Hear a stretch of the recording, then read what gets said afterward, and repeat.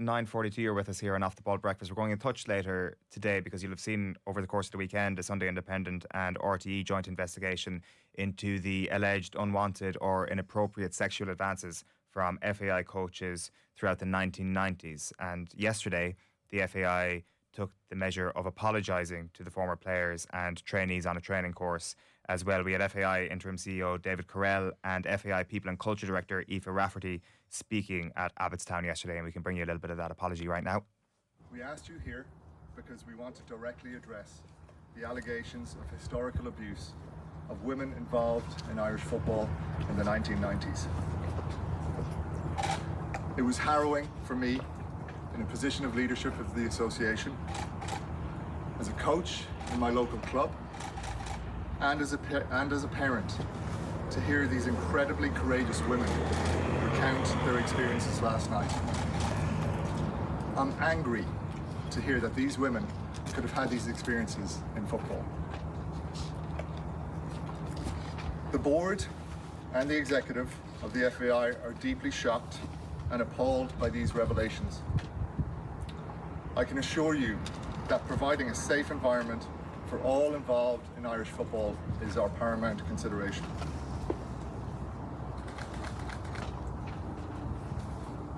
These matters first came to our attention in early 2024. While we sought guidance from the authorities, we also acted swiftly in seeking an opportunity to sit with the women so that we can ensure we put them at the centre of our response.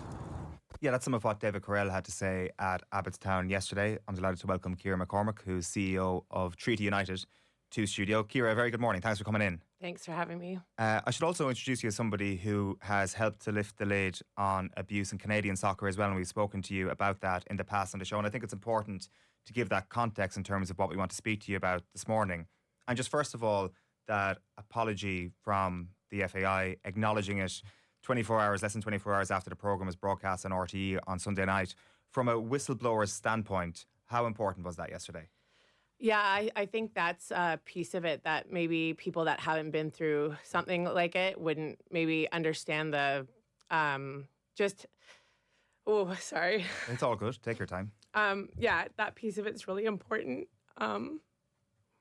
because I think when those sorts of things happen, I think it's just the institutional response is so important. And I think we didn't have that in Canada. We had to fight for 2.5 years to even get acknowledged. So, I really think from a victim perspective, it was a great thing to see. It's so true. We can take a break at any point if you like here. And we really appreciate you coming on to talk about this because, as I say, it is that context, this huge part of your life that you bring to Irish football, which you're now involved in right now, which is why we just thought it was such, to get your insights would be so valuable on this. And it is so important that you do point out that none of us have any idea. The vast majority of people have no idea of how important that is to hear that. But for those people who so bravely spoke up in the publication on Sunday morning and on Sunday night in the documentary, just to see that, it may seem like platitudes to some people who have no idea what this is like, but to actually see the organisation for 1 second not think about what the implications might be of admitting potential culpability here or even just apologising. That sort of slight bravery, for lack of a better phrase, on the FAI's part is something that might be slightly refreshing and a slight balm for the people who've come forward to hear. Yeah, and to be honest, for someone, again, like me that's been through a close version of the situation, I think it made me very proud to be a part of Irish football, and it made me, I think this is a real opportunity to be a world leader because I do think that so often organizations cause further harm to victims that come forward by not taking responsibility. And I think when something's happened, like that's really all you want is that validation that what you experienced was horrible and just a genuine apology. And I definitely think the FAI got that right the other day. What is the next thing that needs to happen from their perspective? Is an apology enough? Is it very defined and noticeable action that now needs to happen to almost justify the apology?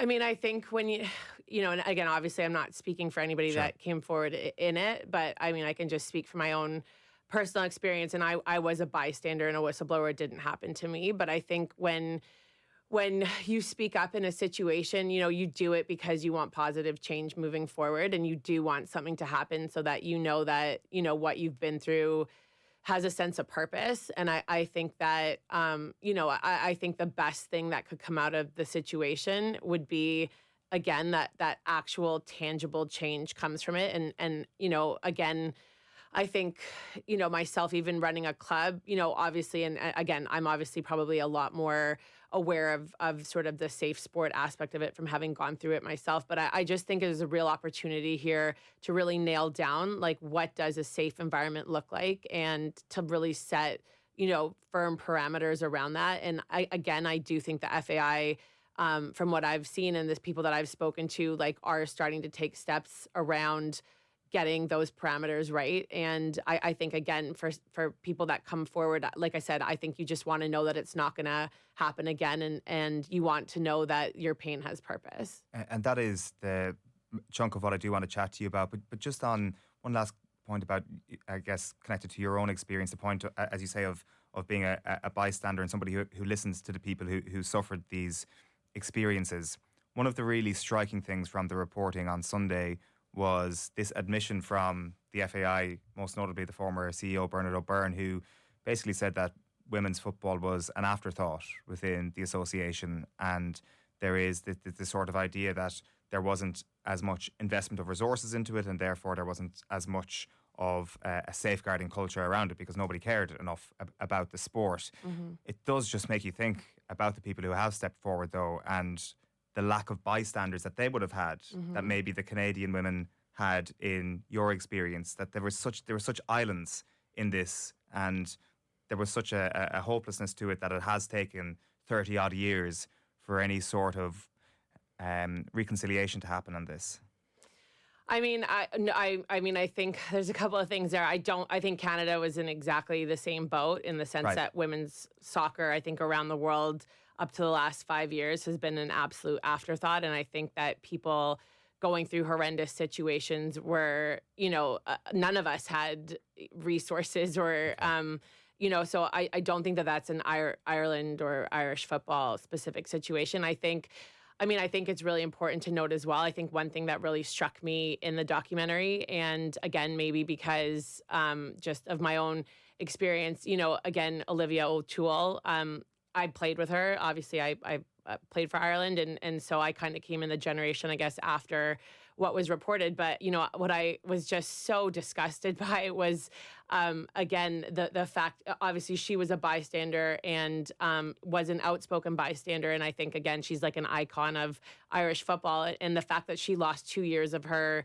international career over this. And then, the one thing, again, that I found so striking in the documentary was the quote unquote alleged perpetrator having the audacity to say that it was because she missed training, that's why, and so I just think, again, I think it's also really important to acknowledge the harm, done to bystanders and whistleblowers, and the, just when you're putting players in a position to have to, step up, like, that's a hard position to be in. So I think anything that moving forward we can do to develop situations. So, if someone does come forward, that there are resources and there are people that are there. So it's not such a, you're not ever in a position of losing years or getting retaliated against, because that was a big part of my experience, was the retaliation when you are someone that speaks up in these situations where these people have absolute power. And I think the more that we can eliminate that type of scenario, I just think, again,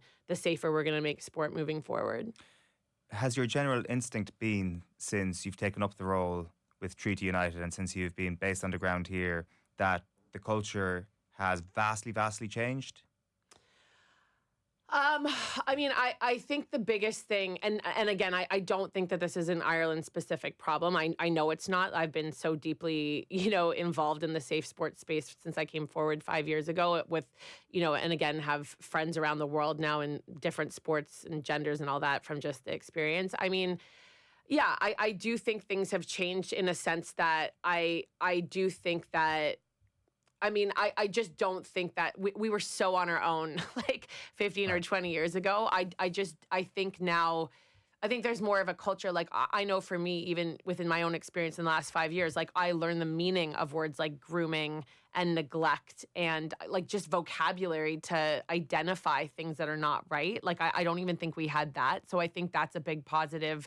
I think people now are a lot more aware where like they'll speak up quicker if they see something. And I think now also, you know, people that choose to not take action when they're aware in these situations are seeing that there are consequences for those people as well. So unfortunately, not everybody's going to do the right thing to do the right thing, but they'll do the right thing if they know that there's consequences towards themselves or their careers. And so I think those are sorts of things that are definitely, you know, things that have changed the culture around it. I don't think it's perfect at all. I definitely think that there's still tons and tons of space to grow. But, you know, when you look at where it was 15 or 20 years ago and where it is now, like if I had a kid in sport, I'd feel better. I wouldn't feel like, you know, let them run off and not pay attention. But I do think that there's been positive change, but there's a lot more room to grow.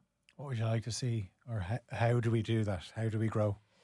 I mean, I think that there should be education around, again, I think the more that like children and, you know, teenagers and even, you know, like adults as well, like are aware of, you know, power imbalances, like what does that mean? What does that look like?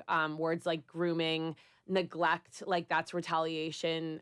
That's something that, you know, within my own experience, like I just thought I've always been outspoken and I just, you know, I got retaliated against often and just thought that was a consequence of my personality. Like, so I think that is an important first step that, again, you know, clubs, like that there's some kind of an education program so kids know what it's supposed to look like. And then I do think the hotline that the FAI put forward, the Raise a Concern, the, you know, anonymous type of a hotline, you know, I think that's a really important development in the sense that, you know, again, I've said this from when I first came forward. I just want it to be that if a 16-year-old is in a position that they don't feel comfortable, that A, they know what it looks like, B, they know where to go, C, they have support after they come forward. I think those three things are really important things that I think we need to start making, you know, part and parcel around, you know, the licensing process. And then things like there should be absolutely no player-coach relationships at all. Like that should just be a flat-out just culture change. And again, talking about the bravery, like I don't think a lot of associations have the bravery to make bold statements like that. But I think like everybody knows that that's the place where like issues can come from. And if it's not even an option, if it's completely off the table, if everybody knows that it's wrong, I think again, that makes environments safer. And, you know, so I think those are some things, again, from my own experience and witnessing, you know, just again, I think in every soccer environment, like I said, it's not just like a Ireland specific one. Those things would make it better. And I do think that is going to be one of the big things that's going to be spoken about over the next little while is the player-coach relationships piece in this, because there is a disconnect between the rules that exist with the national team and the rules that exist with regards to women's league football and club football in this country. And actually that was something that was asked at the press conference of David Carell yesterday. Have a listen. Is it important that the FAI does create regulations around this and police it? Yes, it is. And as mentioned earlier, we have been very clear for some time about best practice in this space. In time, we are looking at introducing it as a hard and fast rule through our club licensing structures. But as for now, we have been able to communicate very clearly to all clubs that best practice is no relationship should exist between player and coach. With that said, it's up to clubs to interpret that on a local basis. It's probably not good enough for clubs to have to interpret it and be given best practice. This needs to be put into the actual written rules, right?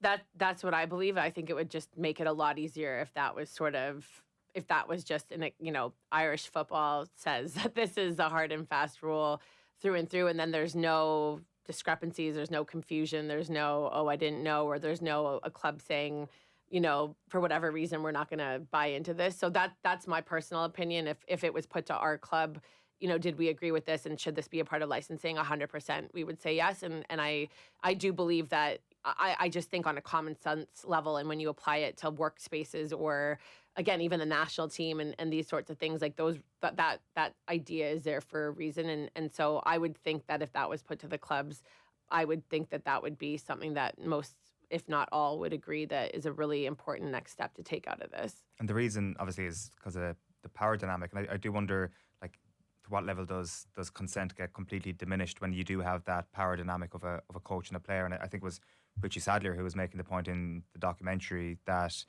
you become increasingly vulnerable in that position where a relationship is trying to be instigated by somebody who is in quote unquote a position of power over you in a sporting setup.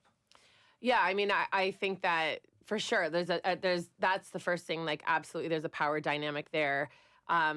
You know, and I think the second thing as well, just even if it, let's just say, is a healthy relationship or it came from, you know, before they joined a team or whatever, like it's gonna change we want professional environments, you know, and when I say, again, as an athlete, even as like a serious elite high school player that, you know, is giving up a lot to, you know, and this is what their dream is and this is what you want to remove all sorts of bias. And I think that when you have that sort of player-coach relationship, there's always going to be a bias. And I think that, again, on a professionalism perspective, when people are trying to reach, you know, the next level or whatever, like I said, even if it was a positive relationship, that bias will exist. And I just think, again, as athletes, you just want to be treated fairly. And I think even that perception of fairness is super important, and taking any of those sorts of potential issues out of it, I think is really, really important. And yeah, I mean, I think it just causes a lot of issues that shouldn't be there in the environments we're trying to create. What's been your experience in this space since you've been involved with Treaty? Was there already a framework, for example, when you came into the club? Is this something now that, because of this, I guess, which is not necessarily a bad thing, it's going to be something that needs to be made more of an effort and steps need to be taken over the next little while? So what's this world been like since you've come in? I mean, I think, and I'll be very honest, like I think a lot of safeguarding in some sense is box checking in you know, and again, even having boxes to check is a positive thing, right? But when I'm looking at it as, you know, and like I said, I've obviously been very deep in the space and I can see holes very quickly. Like, you know, one thing, again, and I give credit in the sense that there is a definite, genuine effort being made for sure. But like, as an example, let's say with a safeguarding officer at a club, awesome concept, you know, great. We have one at our club. But I think, again, when you're looking at it in a practical application perspective, those, you know, that person or that volunteer at the club is, of course, going to have roots in that community, roots within the club. So if something was to happen, that potentially puts that person in a very, you know, not a very positive, you know, space where maybe they go to school with the kid, like the kids go to school together, or somebody knows somebody or whatever. So like, that's an example where I think, like, on one hand, you can say, oh, we have a safeguarding officer, everything's good. But then the practical application, you're like, well,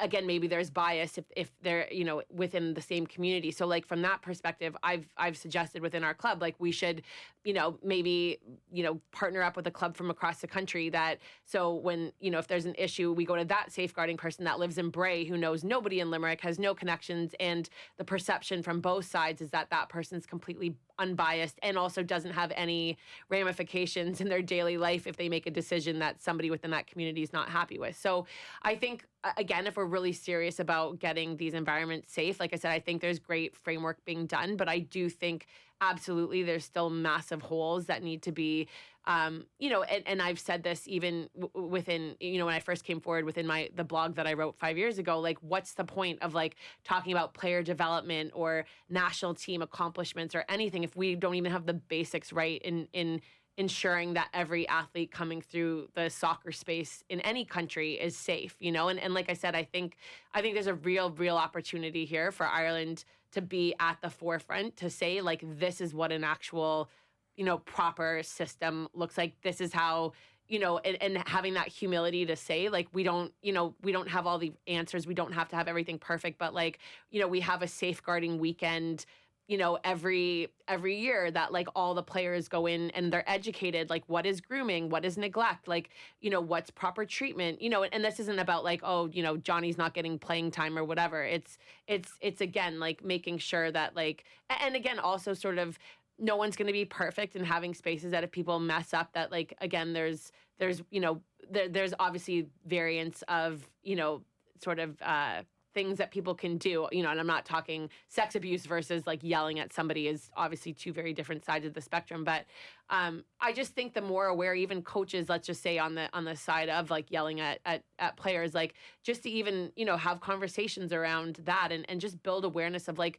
what is a safe like sporting space. And again, the goal should be that like people come out of their sporting experiences better and it's a positive experience and it's something that helps their lives move forward in a great way as opposed to like 20 years after your career ends that you're broken from your experience and you don't want to see obviously that's a pretty it's a pretty serious experience that someone would have had to feel like that. But like again, there's a lot of us that have had those experiences, and I just think at the end of the day, there's a real opportunity here to be just change makers and set a standard for like what an actual safe sport environment looks like, because I just think globally we're not there yet. And also across sport as well, which seems like it might be, unfortunately, the next thing in this. Mark Ty on the show last night suggesting that there is going to be further developments, but not necessarily within football. He did, however, also said there were I think maybe around half a dozen uses of the anonymous hotline already from the FAI perspective. What I'm keen to know is how that hotline should operate from the standpoint of somebody who is making a complaint, like anonymity versus non-anonymity, and what then needs to happen afterwards in terms of caring for that individual. That whole process interests me in terms of how that should work. Right. Well, I know, like, again, using our experience in Canada, there was a quote unquote hotline set up. But then when we looked into it, the hotline was run by legal counsel of the organization. And again, it was storefronted differently. So on the outside, it didn't look like it. But once we dug a little bit, that's what we came to the conclusion. So like, but that sums up Canada's response in a nutshell, right? Like it wasn't. So, I mean, I think that's the first step, is obviously having true anonymity. I think another thing, when we did call the hotline in Canada, it was like just the most sterile, non-empathetic person on the other side. So I think, again, with these hotlines, you need to have somebody there that's, trained in some capacity with trauma management or just even knows how to be an empathetic individual to a person that's reporting, because I think people have to recognize that to like actually come forward is a really brave step. And I think a lot of times too, we're like, whether within the situations or within society, are gaslit to sort of even question, is this a thing, or is this, as serious as it feels to me or whatever. So, I think also even to have someone on the other end that can say, yeah, you know what, this is a Garda issue. I'll help you make that report, or this is the closest place. And then I think also, I think anonymity is important, because some people, whether they want to feel freely to be able to like give the information and not have their name attached to it, or, that's obviously, there's ramifications when you come forward. And so I think that to make that, I think absolutely, if somebody wants to be anonymous, and then, I think then you need to have, again, it's almost like you need to sort of segue people off in whatever direction their complaint is. And then I do think that absolutely, like, the care of that person afterwards, because I know for me in my situation, when I came forward, it was only because there was a bunch of national team skiers from Canada that had come forward a few months before me. And one of my best friends used to ski for Canada, so she put me in touch with the whistleblower in the ski case.